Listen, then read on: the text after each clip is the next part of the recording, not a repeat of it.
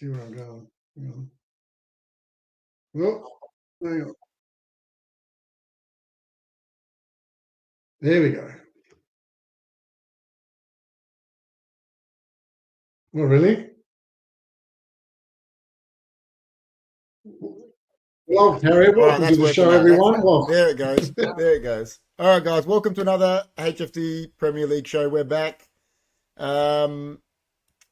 Me and Dr. Laz tonight. John is away sick, so you got me and Dr. Laz. But how's everyone doing? How you doing, Rob? I'm doing great, KP. Another great weekend of football to get hold of. So yeah, it was a very interesting and the boys, week. The boys are on top. Well, I think there was, what was it? It was Arsenal, Brighton, and City. They all could have stayed undefeated, I think is how they're putting it. And City was the only one that maintained it. John says United were lucky. We'll talk about it. So I don't know if it was so much luck with United. I mean, it was shit defending for the first 2 goals, but they got back in it. They showed. Look, I put Man United, Arsenal probably in the same boat where I reckon initially they turned up thinking they were turning up was a win. Yeah. In 5 minutes, Man United got probably one of those times when you're glad you got an early warning and you've got the rest of the game to make up for it. Exactly. So they got the 3 points. Yeah, agreed. And yeah, that's right. We'll talk about that. We'll bring that up. But the first one we'll bring up is, we said last week, me, you, and John said that we were going to talk about it quickly because there was one game that hadn't been played yet when we went live last week, which was Crystal Palace Arsenal. So I'll bring up the results. And Arsenal ended up winning that 1-0. And I think me, you, and John all said we thought it was going to be a bit more comfortable than that. But yeah, I was talking about it with you. Said you wanted a bit of a refresh on it. In the end, I think Arsenal, they've been lucky twice this week because Eze had a stonewall penalty that for some reason we've been talking about decisions just was not given. I don't know what's he got taken down in the box and got nothing. It's Yeah, the he was refs. on. Something's wrong with the refs at the moment. I don't know what it is. I don't. He started the season really well, and it looks like he's doing anything he wants in midfield. And yeah, I especially with VAR, I don't know if what we don't know VAR, and is there's nothing wrong with the recording, but if the person, and call it what you like, it's still human. If I'm at VAR and I see a team I don't like for whatever reason, Yeah, of am course. I going to be subconsciously biased? And I reckon I am. Yeah, yeah. I know what you mean. I know what you're saying. Yeah, that's why I don't know. To me, it's funny. What is it? Is this the fourth year now of VAR? And I think it's at the most inconsistent it's been, which is weird. They've had a World Cup in between. Even was it Yeah. at the Euro? I can't remember. Was it at the European Championship? Yes, it was. So it's been at a Europe. It's been at two major international tournaments. It's been at the Premier League for its fourth year now, and it's still so inconsistent. I can't. That's that's ridiculous to me. But yeah, like you said, who knows? But yeah, I mean, I think And Arsenal were lucky to get away with 3 points. The final extremely game. So lucky. Extremely lucky. It's just so funny that it's just a video assisted referee. It's just a recording system. I Why know. you're getting a second, third, fourth, fifth look? How, Yeah, I how know. And what makes me laugh about it is, like you said, it's still human error. So like when we were doing the watch along the other night, and I was saying what Don Hutchinson was saying about Man United, he obviously doesn't like Man United. So if he's in that room, and it's someone else, he's saying that that tackle on Rashford's not a penalty, isn't he? Because he was clear as day saying it as a commentator. yeah, So yeah. like yeah, it's hard to be, especially over there. How are they going to not be biased? They support someone, all these people, don't they? Because they're involved in football. And especially the ex-players. I mean, they've had whatever, one, two, three, four, five teams. Yeah, They, exactly. there's that subconscious bias. It's going to be there. Yeah, 100%. Totally agree. But yeah, I'm touching that. So Arsenal did, we said we'll touch on that quickly. They did get the win, 1-0 against Palace, which for them is not convincing, I don't think. I think they're, Arteta got ripped for it today by, who was it by? It was by an ex-Arsenal player. He goes, Havertz is just Ozil without the talent. He said, you got to stop playing him. Yeah, he goes, you got to stop playing him. He goes, he's not working in a three-man midfield. He took him off in the 56th minute against Fulham. But yeah, I I was amazed that Arteta left Nketiah and Jesus on the bench and played with, a false nine or whatever it is, not because yeah, Havertz ended up. And I thought you've actually got goal scorers on the bench. And who came on? As Nketiah came on and yeah. scored, It didn't he? was a nice goal too. Nice goal. Yeah. Yeah, yeah. So yeah, we'll talk about that. But I'll bring up the results. So it Yeah. So started on. I didn't actually get to watch this. I only watched the mini match. It started off with Chelsea beating Luton 3-0, which you're going to expect, aren't you? We're expecting that. I watched this one. Um, for some reason, Raheem Sterling had a great game. Apparently, I But, heard he but had a really good game. he did. But that was Chelsea's first win at home in the last 9 games. Yeah, well, the last 9 of them were Frank Lampard, weren't they? So, Yeah, that's not good. yeah, Nicholas Jackson played really well. yeah. I've tipped him as a find of the season. Fernandez at the Well, back was good. Chilwell was just awful. yeah, And well, see, One more comment. Luton are just bad. They yeah, well, really see, are. they're talking about you. I agree that you're saying Chilwell was bad, and apparently today it's happening. Their reserve left back is going to Man United on loan, Cucurella. I read that. So Luke Shaw is Well, he got injured. Apparently, it's 3 weeks. So, and okay, Malacia is about 3 weeks away as well. So, right. I just guess he wants a left back. he just needs to play someone, and which you want. So because Delo looked a bit out of sorts there, but I think Deloitte yeah, did all right. yeah, I I, thought he I did well too. I think Ten Hag is also covering because he knows he can put Luke Shaw central defence too. I think so. I think that's what it is. I actually think because they talk of that it's going to push the Maguire thing through, but yeah, more on that later. But JJ says, "Glory, glory, Man United! What a comeback!" John says, "Go Fulham," and he says Anthony played well. I wish you came on the show so you could tell me that, John, because I didn't think he played well. John, I think you're on your own. I don't think he played. Listen, he did things. I don't think we should be saying he played well when because he played an average game. He did what was right. He tracked back. He did things that you're meant to do. But he should be doing that anyway. It's his job. For what? You know what I mean? I'm not going to go say he played well when, he had a nice shot. Okay. But yeah, that's just me. But yeah, so you watched the Chelsea Luton game. You Luton are just bad. That's the Yeah, they're awful. They really are. yeah. They're Well, I just, mean, I think they haven't everyone got the tipped them to go quality. down, didn't they?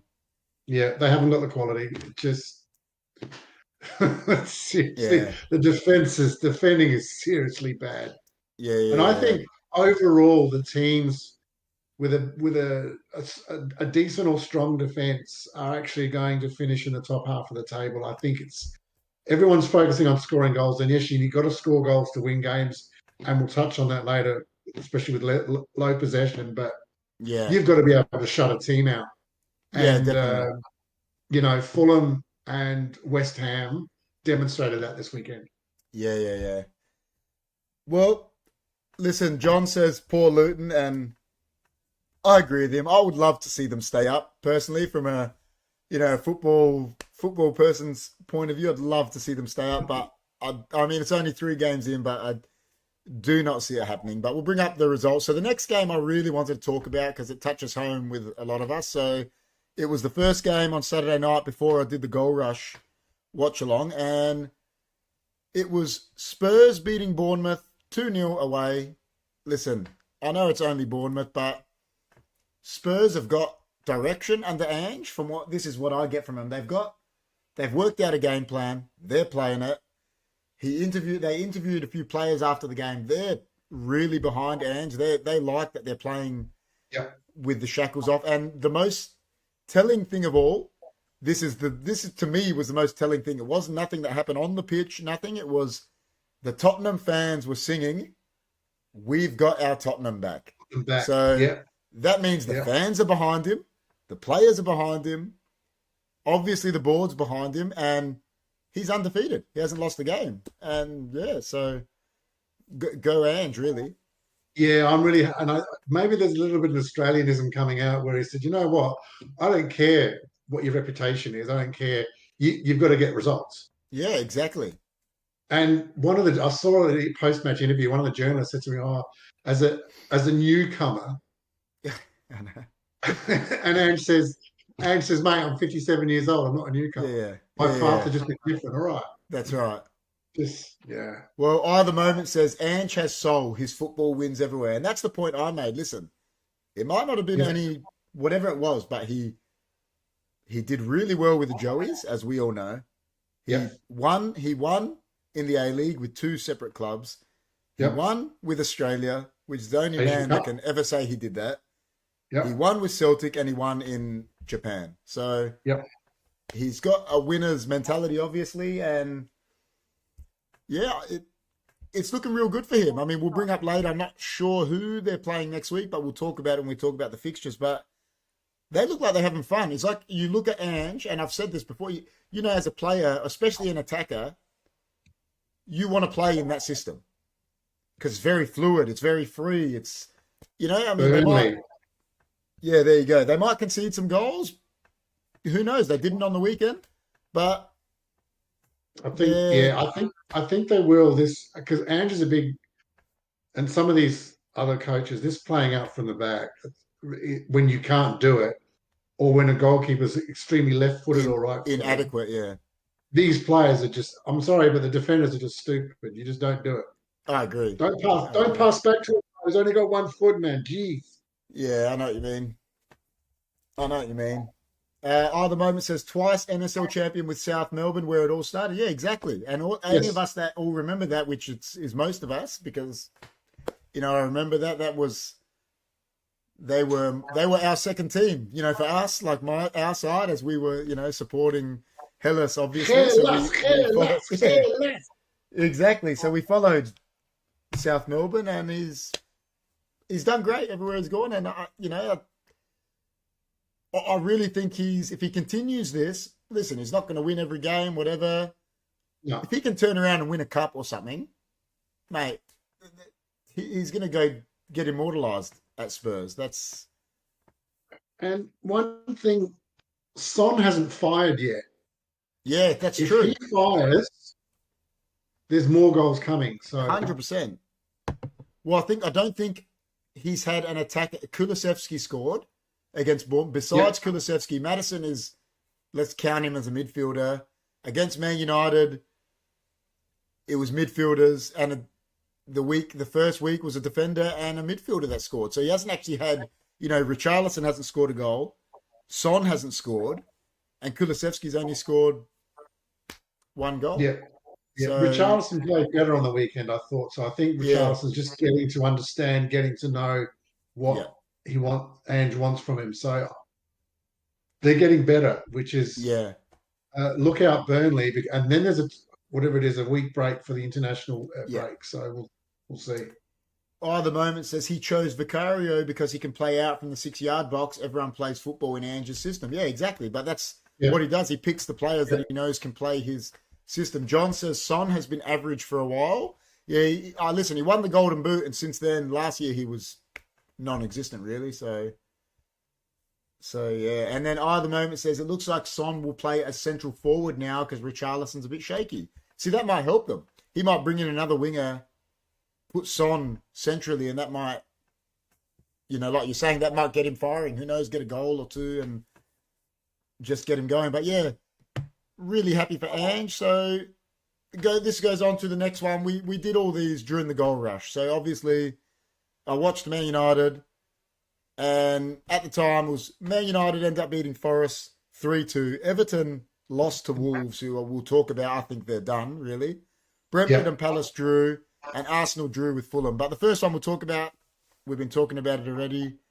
United, listen, first 5 minutes was just absolutely terrible. But I actually think, barring the last 10 minutes where we let them come on to us, United probably dominated 70 minutes of the game, really. So, but yeah, you can't defend like that. You're not going to be winning anything if you're going to defend like that at the start. And I think Onana, to be honest, the way that striker held onto the ball, I know it's so easy to say this. Even Peter Schmeichel had a bit of a pop at him on the half-time talk. Yeah. I don't know if De Gea concedes that goal. And listen, I'm not saying we should have kept him. He's better. But the striker was very indecisive, and Onana went to the ground. I don't know why he went to ground. He made it so easy for the striker. But, in saying that, United came back.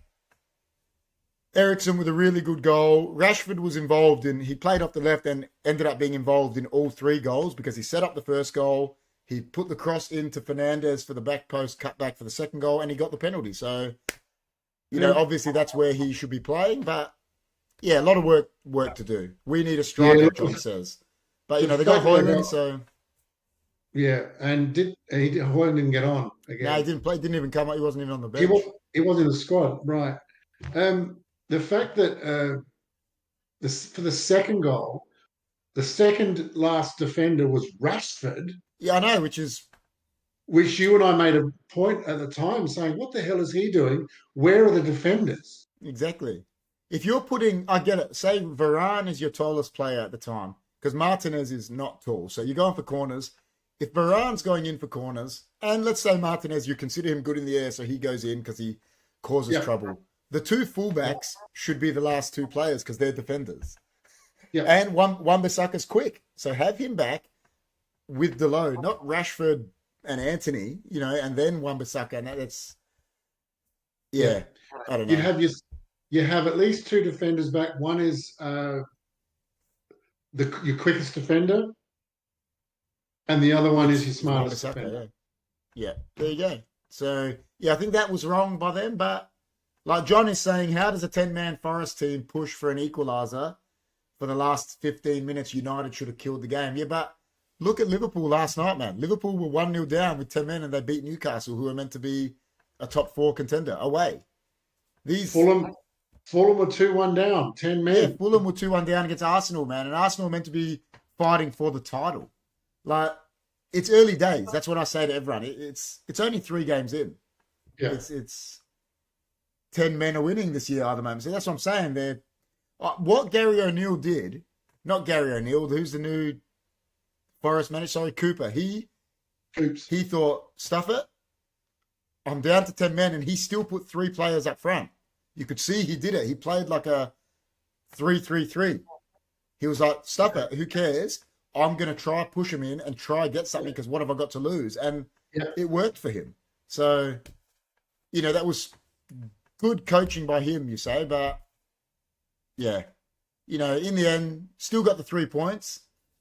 I just think it's early days for everyone. You could even see, like, City obviously won in the morning, but, man, they were shaky too. Which we'll touch on exactly against a newly promoted team, wasn't it? So, yeah.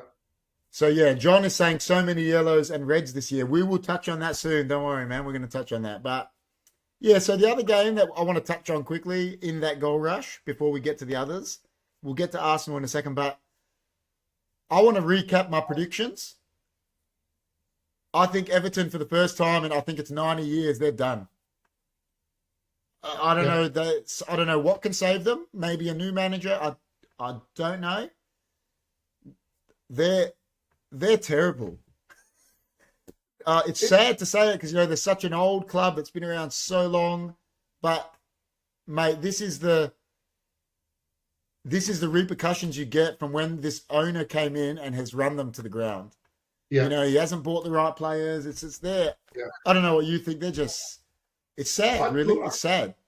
It is sad. The writing was on the wall. Three coaches ago, Carlo Ancelotti was in charge of Everton.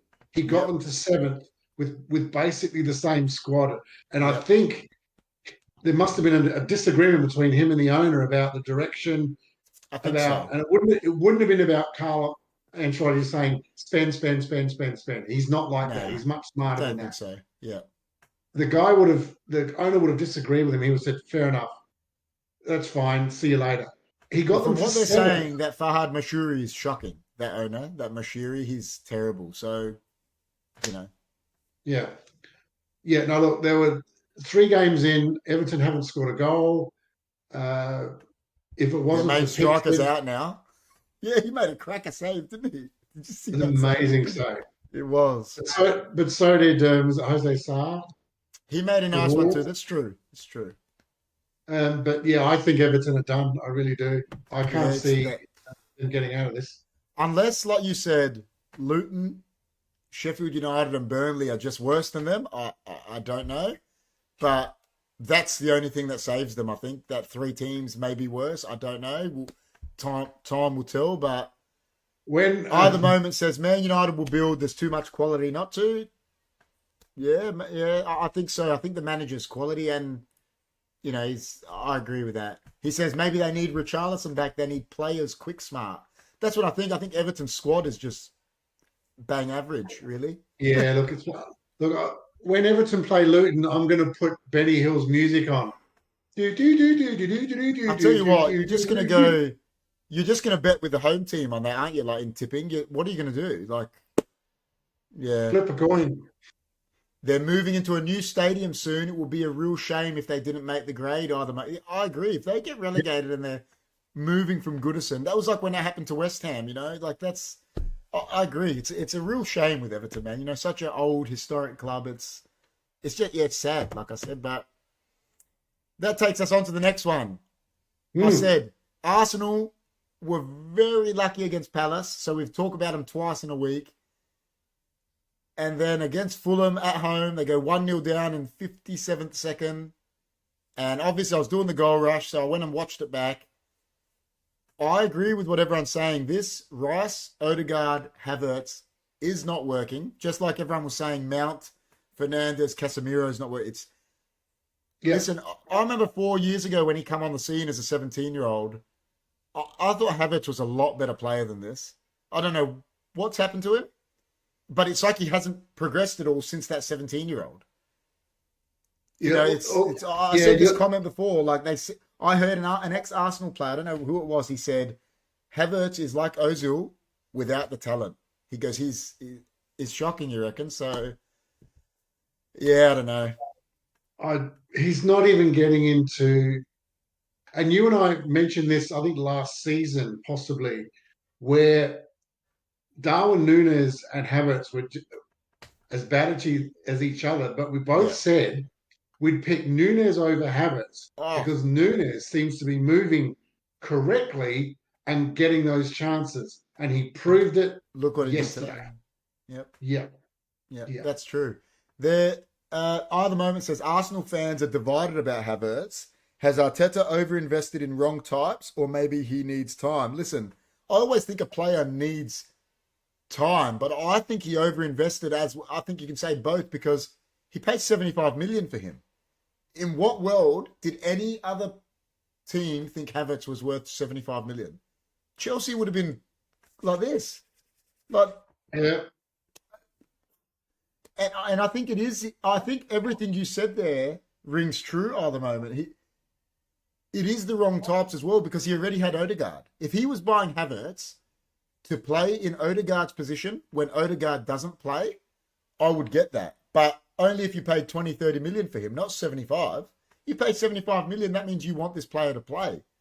And starting 11. Yeah, you don't pay 75 million for a bench player.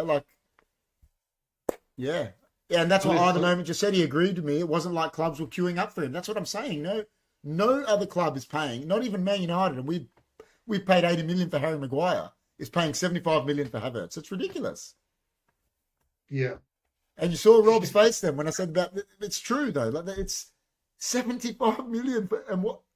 He's been terrible. I still get, compare cost of Núñez or even Nicholas. I'm still picking on him. Nicholas Jackson for Chelsea. Yeah. He ran his heart out. He did. At least he worked.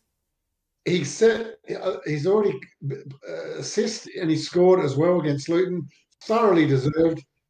He's an unknown. He's got that hunger about him. Havertz, I just don't know. I reckon he should go back to the same school as Almiron. Yeah. It's, what's funny? It's funny in that, look back about 10 years ago now, out of the German, youth setup, Götze came out, and they were saying that this kid was going to be a generational talent, and for the first 4 or 5 years, he looked amazing, and then he just completely fell off the radar.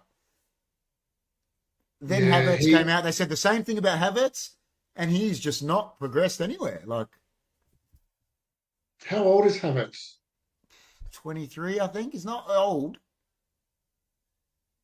Yeah, right. He was playing first team for Leverkusen at 17. That's why everyone was like, this guy's a freak. Which was good. Like I said, it was good at the time, but he hasn't moved from there. That's the problem. No, he hasn't. He hasn't developed, hasn't progressed. And I still, as it's easy to blame coaches, but mate, you got to go out that training ground on your own and keep practicing and keep trying things. And you can't just keep going to the coach and say, what do I got to do? What do I got to do? Yeah. And then wait for the training or wait for the game to try it. Yeah. That's rubbish. Well, it's funny. We spoke about this a couple shows ago. Barring Haaland, which is funny because I had a bit of a higher view of the German league. In the last 5-6 years, players that have come from there, you go to us. Sancho was talked about in the same words as Haaland and Mbappe, has not done well. Yes. Timo Werner, flopped. Pulisic, flopped. Havertz, flopped. The only one that's really done well is Haaland. I don't know, is it that different over there in Germany? I don't know. I think there's been a marked decrease because Pulisic scored 2 on the weekend for Milan. Yeah, there you go. Yeah. but I think the Italian league, as much as it hurts me to say this, I think the Italian league has dropped as well. Yeah, of course. Yeah, I agree. Well, So what?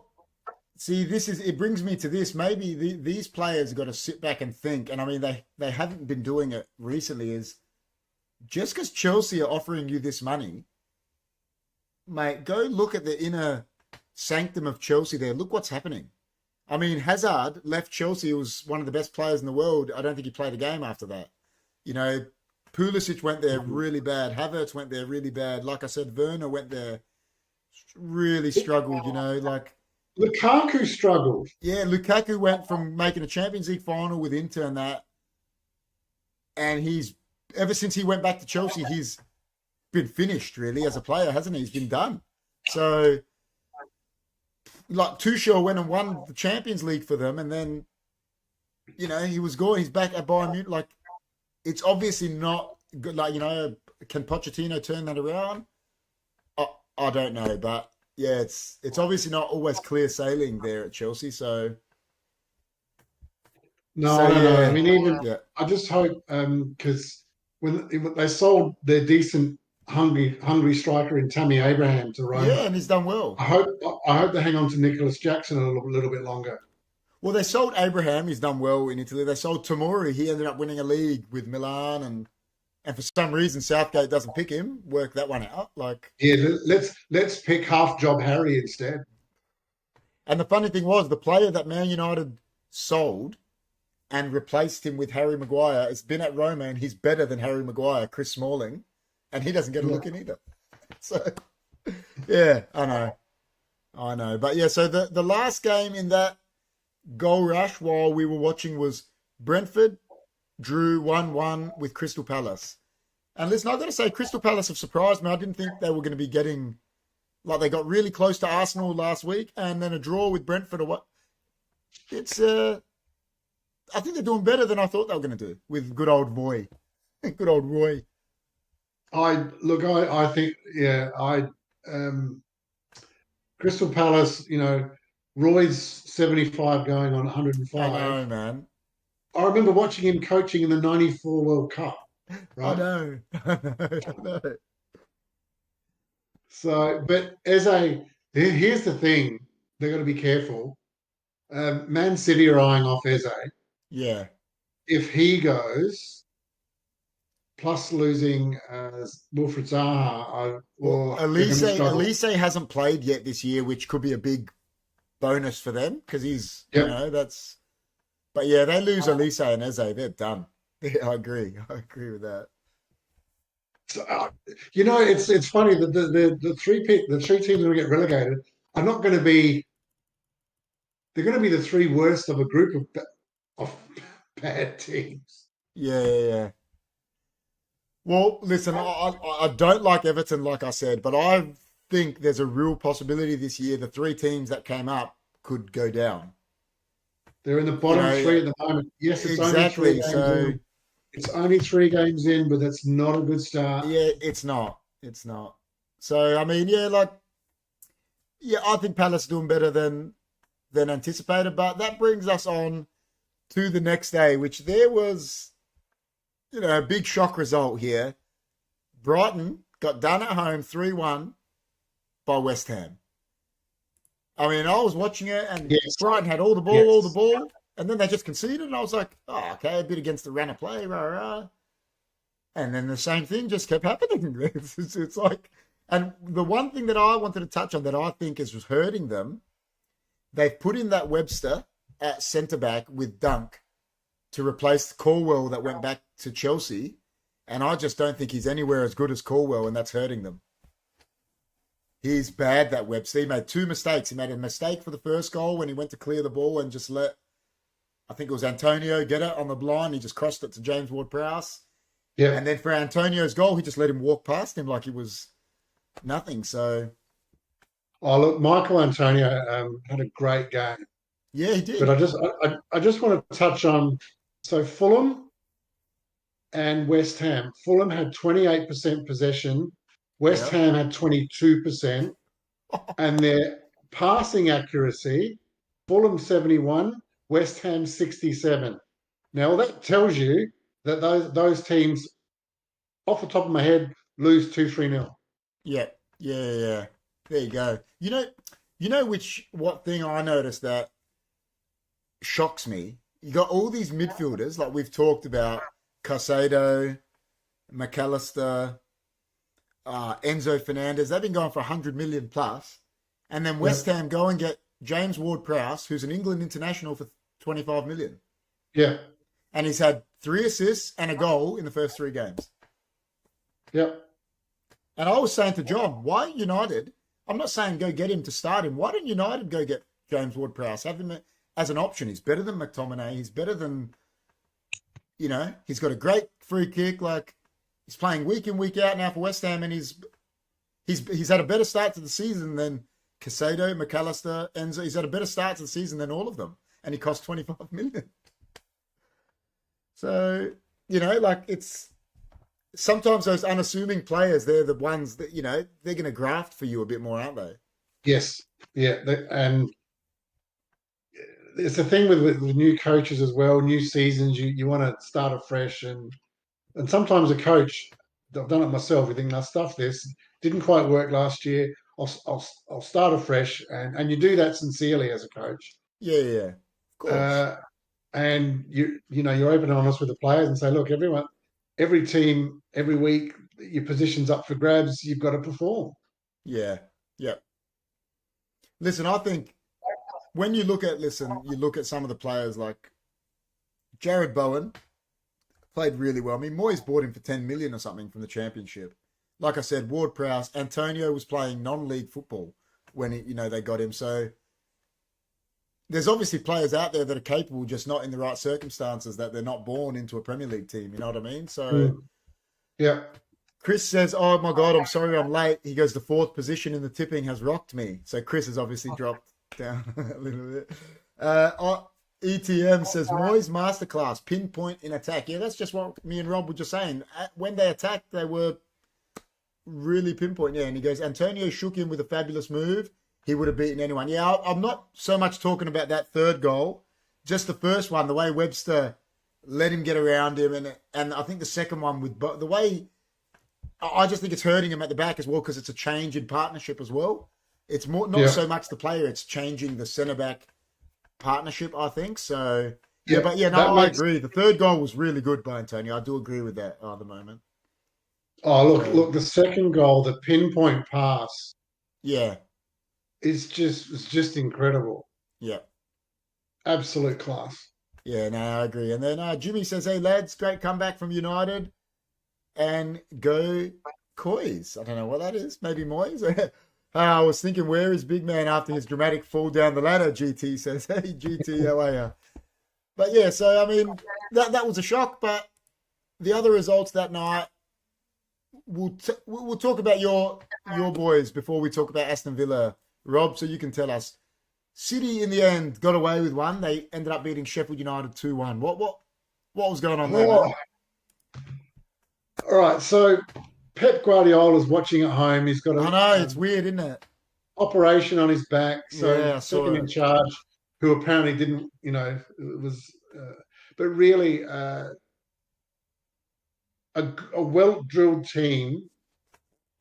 They should be able to operate on their own, Yeah, and this is why I think Pep is starting with both Alvarez and Haaland, because Haaland's now finding 2 or 3 players on him. yeah, Alvarez definitely. is Alvarez is getting the space. He's creating. Uh, I mean, Haaland. There was a penalty. I don't think it was a penalty. Haaland Yeah, missed anyway. yeah. Uh, the best penalty taker Man City's ever had has been Mario Balotelli, without question. He's one of the best penalty takers I've ever seen. On you, Mario.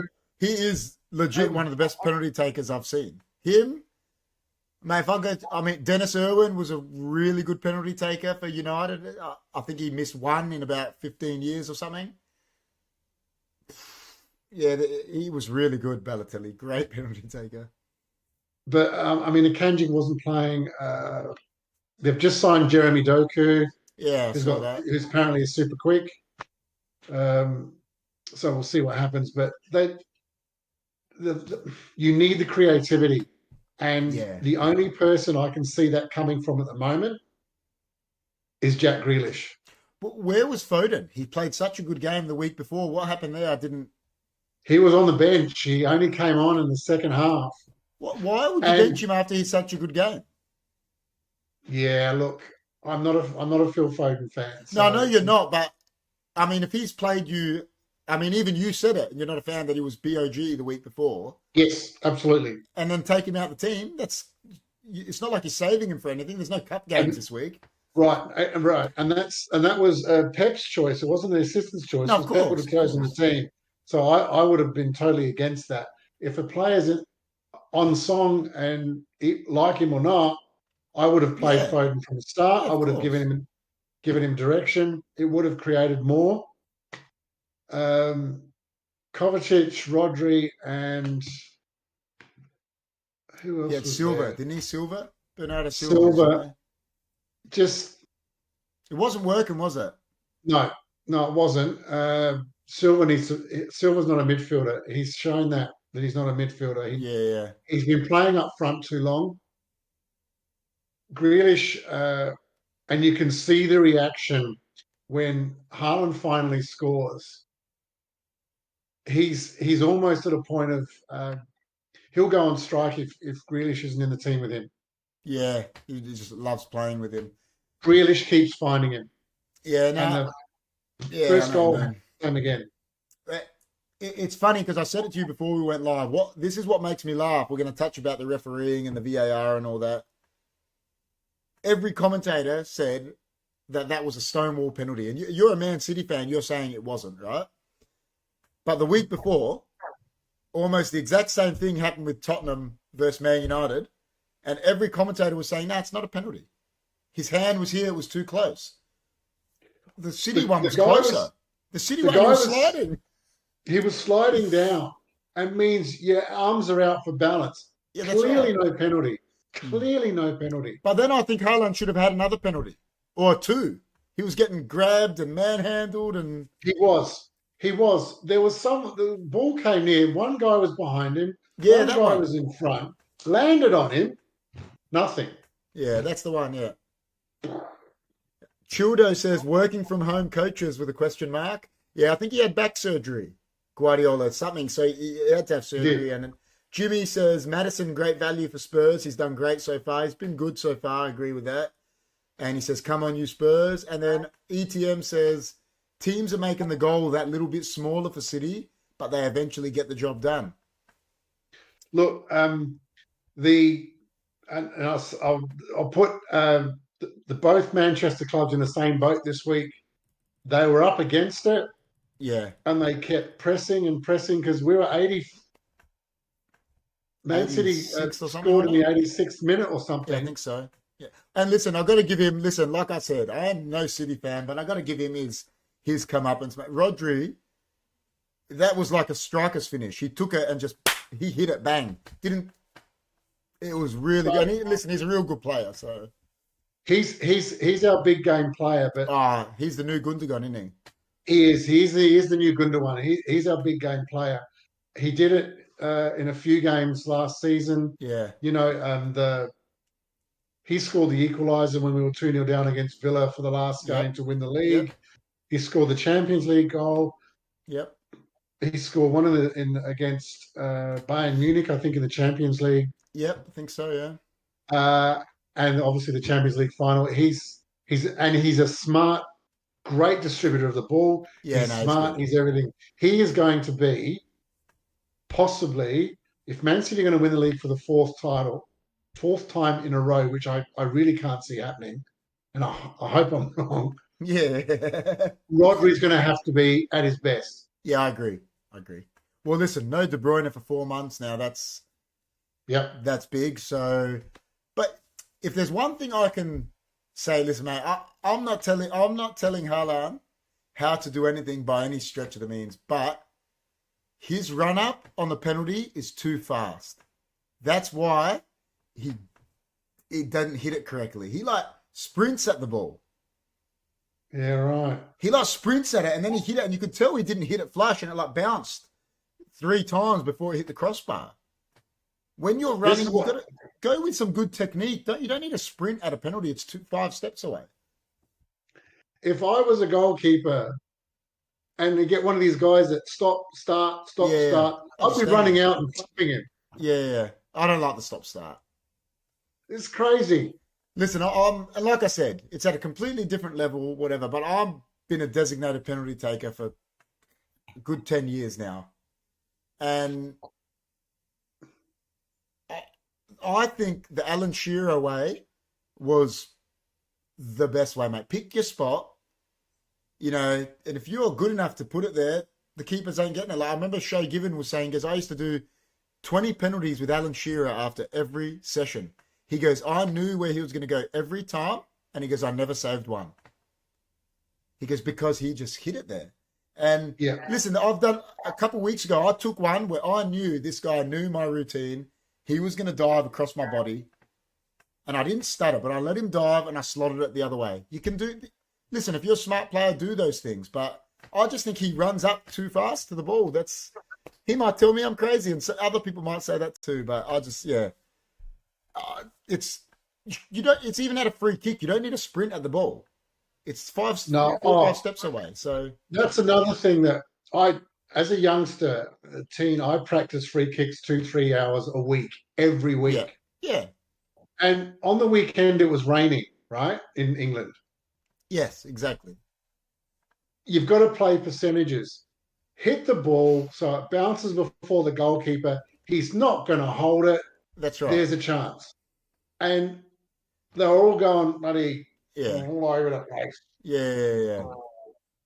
Well, I at the moment says Lewandowski is the master. He waits for the smallest amount of movement from the keeper. Yeah, exactly. That's what I was saying with the one I took a couple of weeks ago. I knew he was going to go there, and I let him go. And I didn't even have to hit the corner. I just slotted it onto the other side because he's never getting there. That's what he does. Yeah. Ivan says ahoy. Chris says Ivan is wild. But yeah, listen, City ended up getting the job done. We all predicted, me, you, and John predicted that they were going to smash Sheffield United. That definitely wasn't the case. So we got the win correct, but we were saying they were going to thump them, and they didn't. So that brings me into the last game of that day, which I thought this was pretty predictable. Villa beat Burnley 3-1. And I mean, Matty Cash hadn't scored a goal for a year and a half, and he had 2 goals in about 5 minutes. So Emery's getting the job done there, I think. Unai Emery has got them working so well. Yeah. I feel for Vincent Company because he's had a really challenging start. He was supposed to play Luton, but of course that game was postponed. So he's played Man City and Villa, which I know. Yeah. Who's in Europe? Brighton and Villa?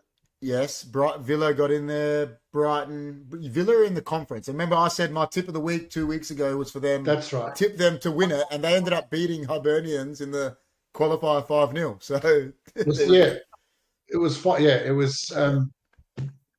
So the only thing that I think Emery's going to go for that European win, big time, and he may sacrifice a few results in the Premier League as a result.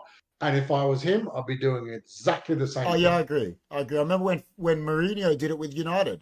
He went all eggs in the basket of the Europa League and we ended up playing Ajax in the final. We won it, got the Champions League, etc., etc., at the moment says Villa looking nice. And then Ivan says, Chris C. Spurs on fire. Chris says, I know, man, we're going all the way. I'm pretty sure KP will tip us this weekend, he says. When I bring the fixtures up, we'll see who Liverpool are playing, Ivan, and you know what? I'm going to tell a story. I was telling everyone, I told Rob this, I was telling everyone on the watch along on the show, Liverpool the only team to beat Newcastle home and away. I was telling everyone, I said, so tip them. And because I hate Liverpool that much, I tipped Newcastle. So shows you, I was giving you all the good advice though. So that's what matters. I tipped Newcastle at home. I thought I was safe. 30 minutes in, 1-0 up. Liverpool down to 10 men. I thought I was safe. I know. And then Chris says Spurs will shock the EPL world. I don't know if they'll shock the EPL world, man. Listen, I love Ange, and I said this to you on the watch along. You said to me, "Time will tell," because you were having a shot at Ten Hag. And listen, I love Ange, and I said to you on the watch along, in no world is Ange considered a better coach than Ten Hag. Otherwise, he'd be considered for jobs like Man United. I hope he does well, but I think there's no chance Tottenham win the league, man. Unfortunately, but I hope he wins a trophy or something. I really hope he does well. But that brings us into the final game that we're all talking about. Newcastle 1, Liverpool 2. I watched that. Me and Rob have got different agreements on this. I don't think it was a red card. Rob said he thinks it was for Van Dijk, but that's the beauty of the game, 100%. isn't it? Whether it was or 100% red card. not, well, whether it was or not, like Rob said, you're at home, you're winning 1-0. I don't know how you lose that game. What? Eddie Howe's on notice or what? I don't know. That's just it. You're winning 1-0, and you've got 11 v 10.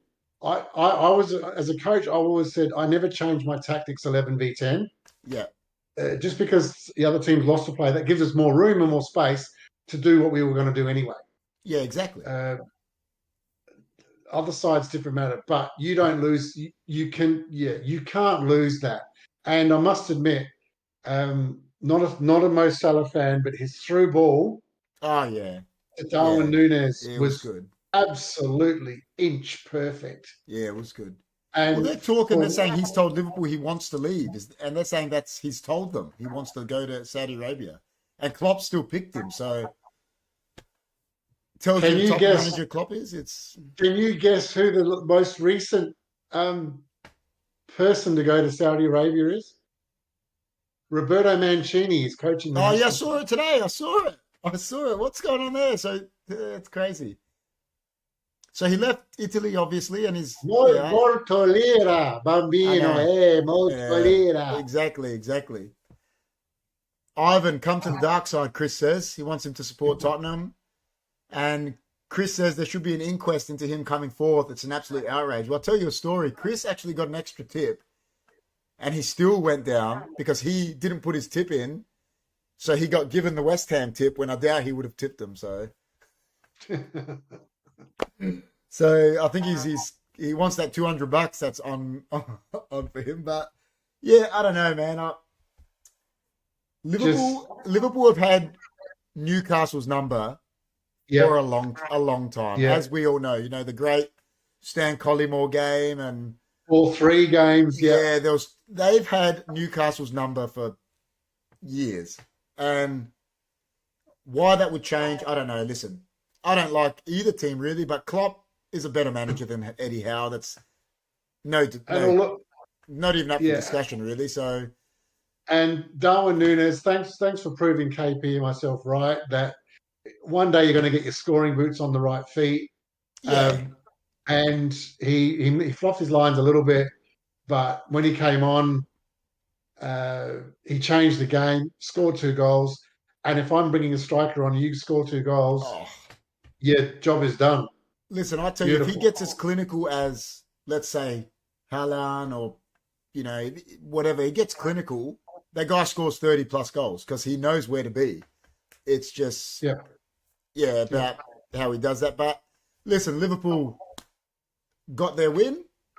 So all the Liverpool fans are happy. Like I said, I don't really like either team. So, you know, but, I don't know, man. Newcastle, I'm getting a bit worried for Eddie Howe.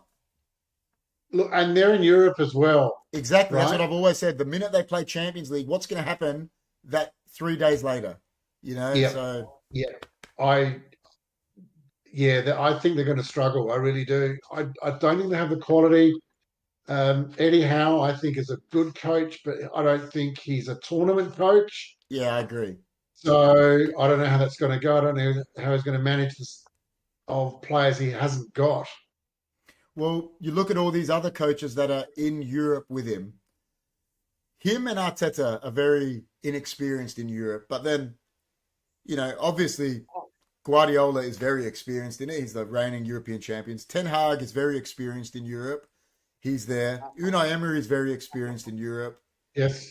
So the only De Zerbi isn't either, but the rest of them are very experienced when it comes to Europe. So it makes you wonder where these teams that their players aren't used to playing in Europe, the manager's not used to playing in Europe either. Yeah. How are they going to do? Which is more or less for Newcastle and Brighton. Arsenal might get away with it. They got a bigger squad. You know, they were in Europa League last year, but they were terrible in Europa League. If anyone remembers, Arsenal went out in the group stage. I think they were woeful. So yeah, they were. You know, Champions League is a lot harder. We haven't had the draw yet, but we will have it soon. And whereas, like I said, Ten Hag's been to a semi-final, so he's experienced. Guardiola's been to 4 finals, hasn't he, as a coach? So he's experienced. Emery's won 4 Europa Leagues, so he's experienced. Yep. So, yeah, I mean, I'm a bit worried for Eddie Howe because he will be on notice. I mean, there's no way.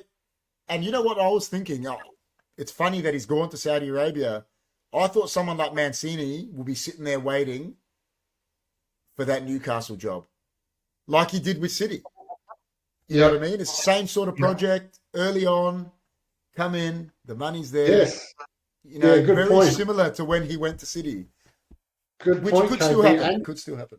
and he delivered. I think he went 100%. in there, was given an open checkbook and said, "Who do you want?" And he picked a few players, including a little unknown Atletico Madrid player called Kun Aguero. Exactly.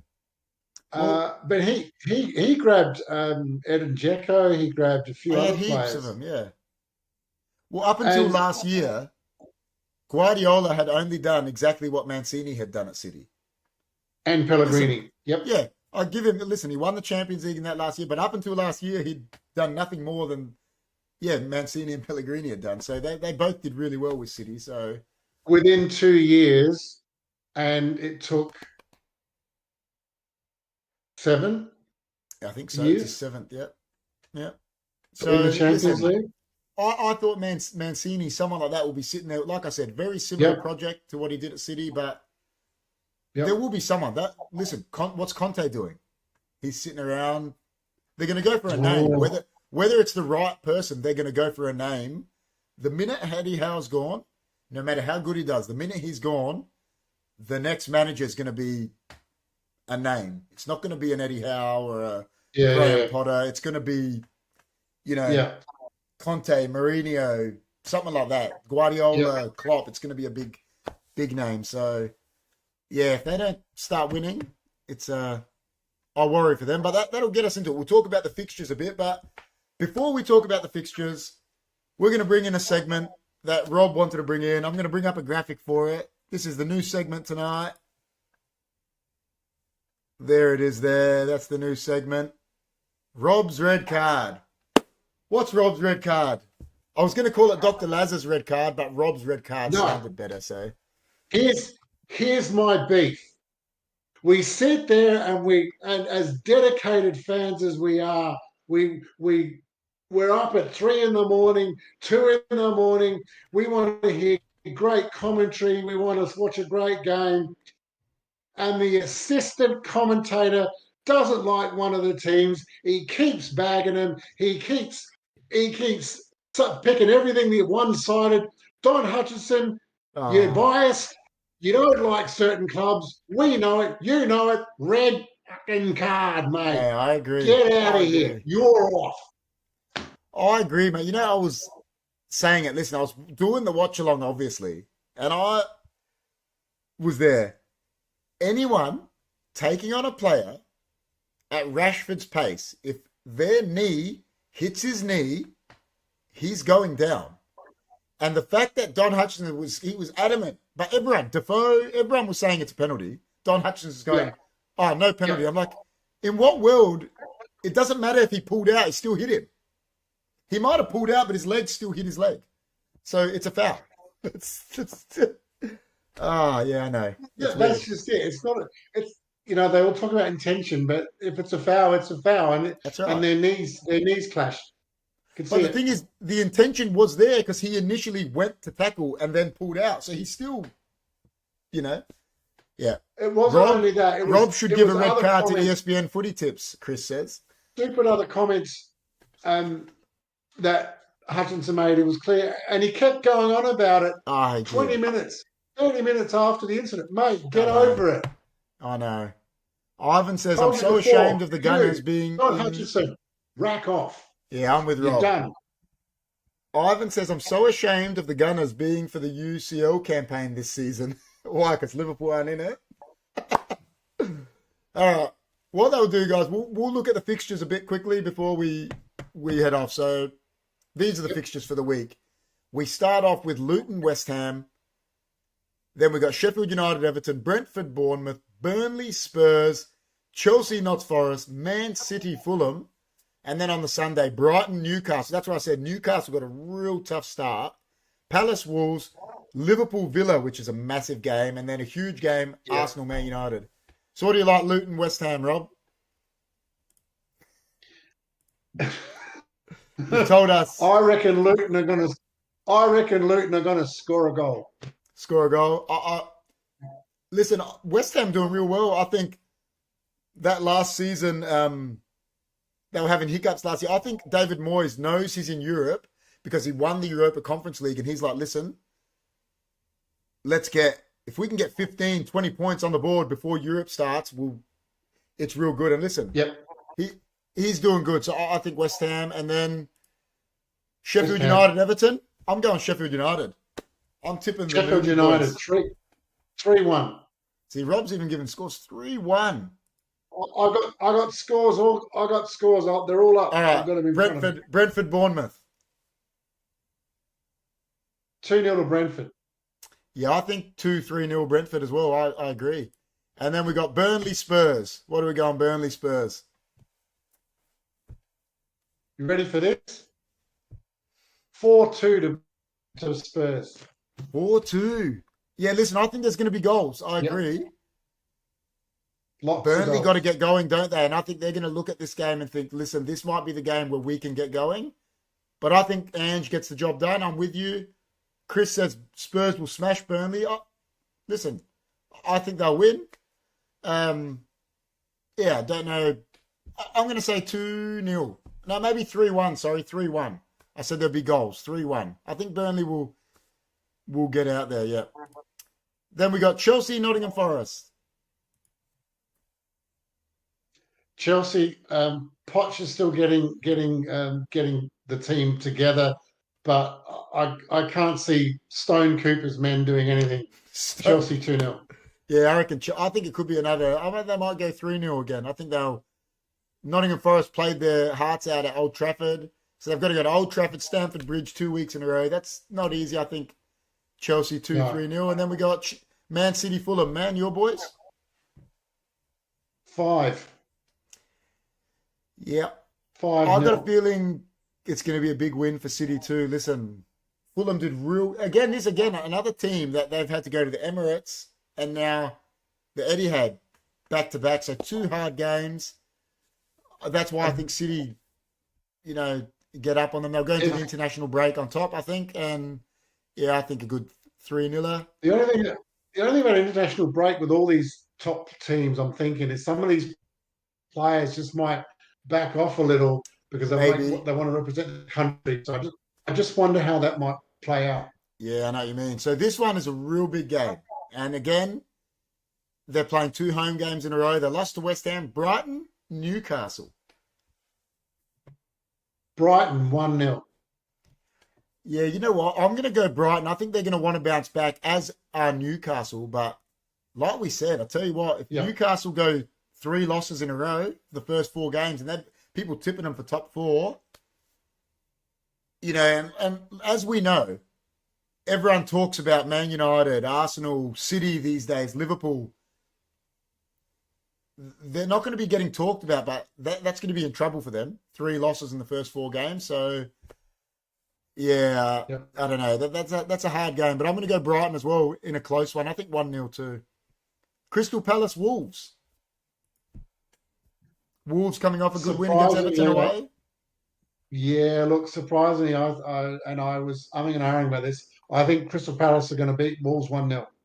I think Crystal Palace are going to win as well. I agree. I don't know the score, but I just think they're going to win because Wolves, they showed it against Everton. They ended up getting a goal, but they're like Everton. They can't buy a goal. Even last year, they couldn't buy a goal. So I think Palace will win that too. Yeah. And then Liverpool, Aston Villa, another huge game. That's a massive game. Is that Anfield? Does Emery get the job done at Anfield? Without Van Dijk. Yeah, exactly. And Konate's injured too. That's why Matip came in. Yeah. Oh, geez. So that means they're going to play Joe Gomez and Matip, I reckon, centre back. This is the toughest one. This is tough. Oh, actually, there's another one that's tough. Oh, our game's tough too, I think. Yeah. All right, I'm going to bite the bullet and say Liverpool 3-2. 3-2. That's a close game. Damn says Dr. Laz is wild. Ivan says you'll never walk alone too, with a fire. He says Chris C, lock Spurs. Top four. I think he's saying lock them. Locking Tottenham top four. Oh my God. There you go. Oh no, lock them for a 4-0 win. He reckons. There you go. Listen, this is a real tough game, and this is something I didn't touch on in the Liverpool game.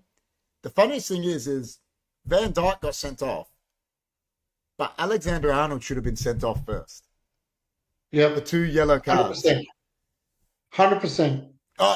To me, that was more a send-off than Van Dijk's. That second yellow was blatant. And that's why I don't know why he didn't send him off. That was ridiculous. Go ahead. Yeah, I'm just saying, I don't know how he didn't send Alexander-Arnold off. He knew what he was doing. Like, every player knows that. That was, so 100%. They should have had a red card before the Van Dijk one. So, 100%. Yeah. I want to make a comment about the Newcastle goal that Trent Alexander-Arnold's defence. The ball went under his foot, for heaven's sake. I know, it was such a bad mistake. This is a mistake I made when I was 10. And Sheffield United's goal against City, my least favourite defender. Kyle Walker tries the backheel. Backhills it back into play. I know. In the 18-yard box rather than kick it out. I know, that was bad. And he's your captain at the moment too. So I'll get a few of these tracks out. Ed, go. Trent Alexander-Arnold and Kyle Walker, yellow card. Yeah, there you go. So Ed Vogel says, hey. Jimmy's family says, KP, it's Jimmy. How you doing, Jimmy's family? Jimmy T says, I love the Ange song going around, sung to Robbie Williams' Angels. There you go. Well, that's what I said. I said the most telling thing for Tottenham for me is how happy the fans are. When they're singing, we've got our Tottenham back, he's got the fans on board. And I know as a United fan, the most important thing for a manager is getting the fans on board. So that's real big for Ange, which is real good. Damn says, hey, Jimmy T, how are ya? Ed says, thoughts on how Chelsea's going to do this season? We've all tipped them to do pretty well, Ed. I think I've got mine and Rob's predictions here. Mine, I think I tipped them to be third, and Rob tipped them to win the league. So, and Rob did give you points for that. He said he doesn't think it's real hard for City to go 4 in a row. They're going to have the World Club Cup. It's not, he wasn't saying that Chelsea are a better team than them or anything. He just thinks the 4 in a row thing is going to be real hard. And we've all predicted Chelsea to do a lot better. I really like Pochettino. I think he's had a lot of bad publicity because of PSG. But you can see, look at the managers that have gone there. They've won things and still been shat on. Carlo Ancelotti, Champions League winner how many times? 4? 4. Tuchel, Champions League winner, got shat on there. Pochettino went there, won a league. They said he was shit. They went and brought a new manager in who didn't do as good as him in Europe, and so they sacked him.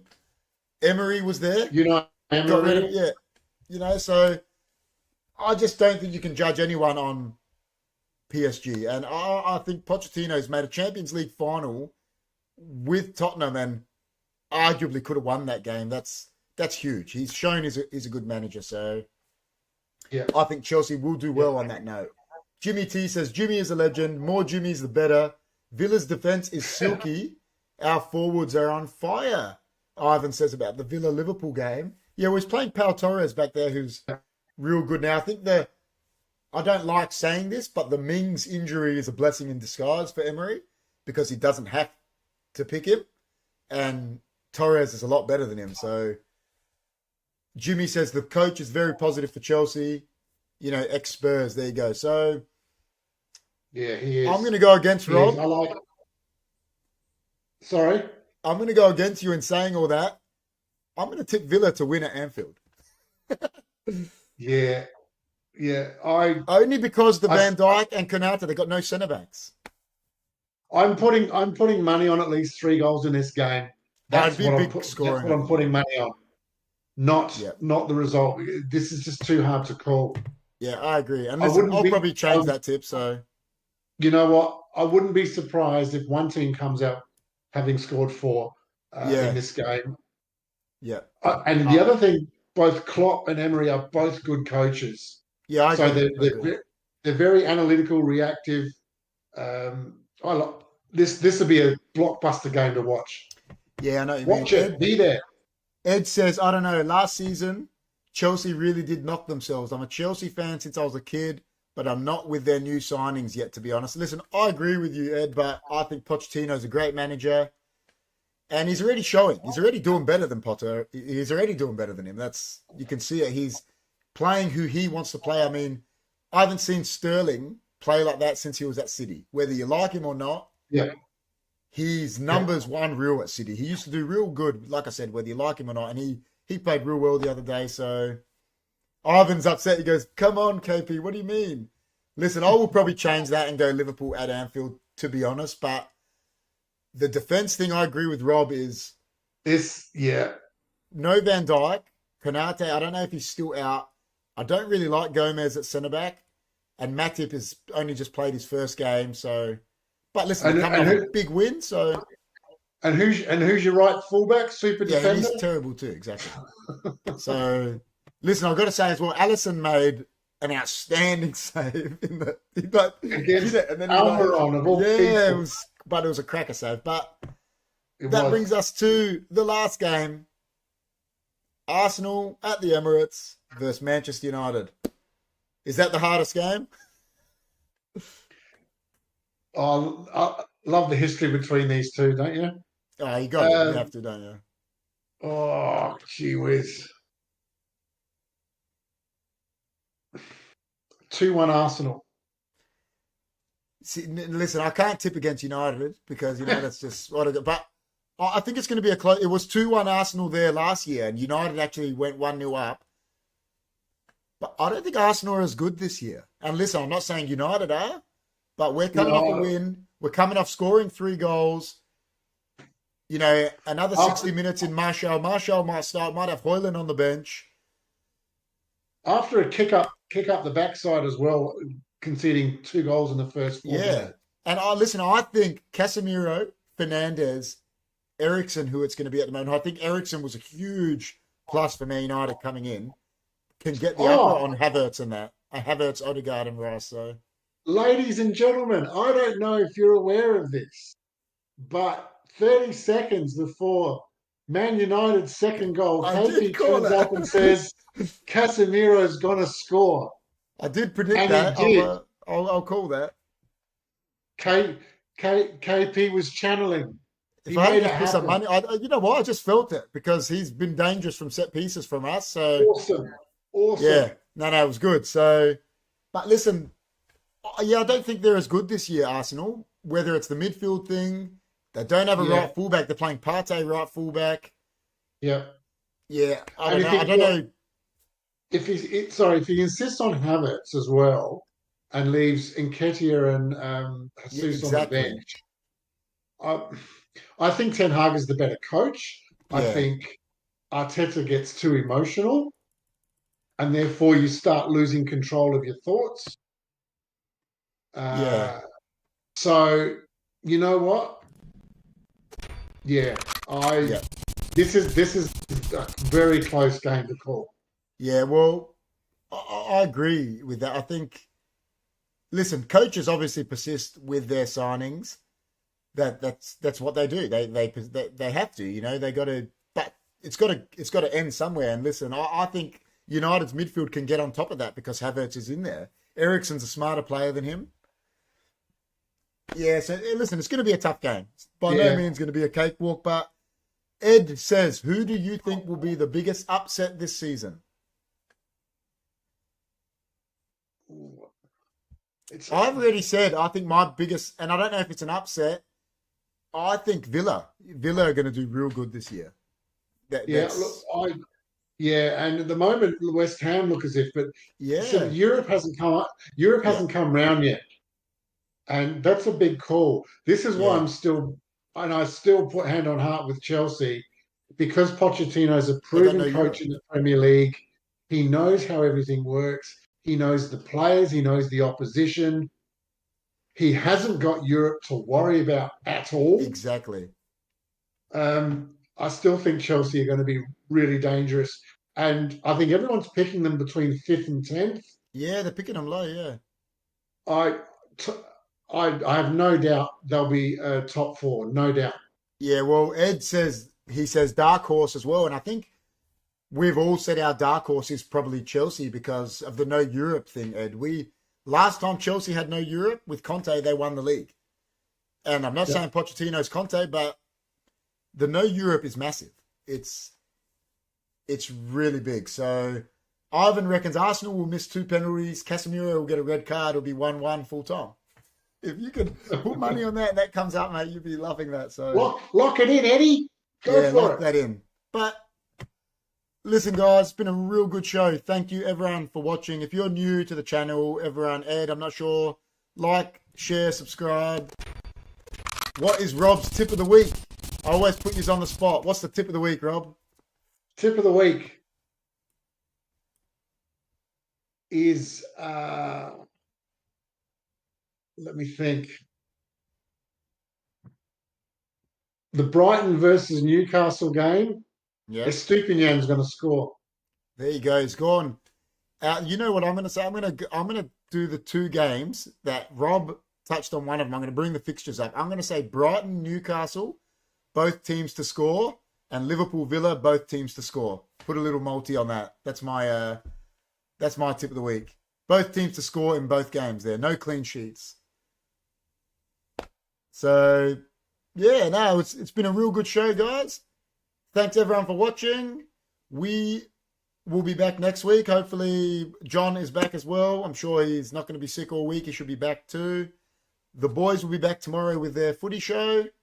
And then I believe me and Chris will be back on Wednesday night with the podcast. And then we will schedule any other shows from there on for the soccer and whatnot. But it's been a real good show, Rob.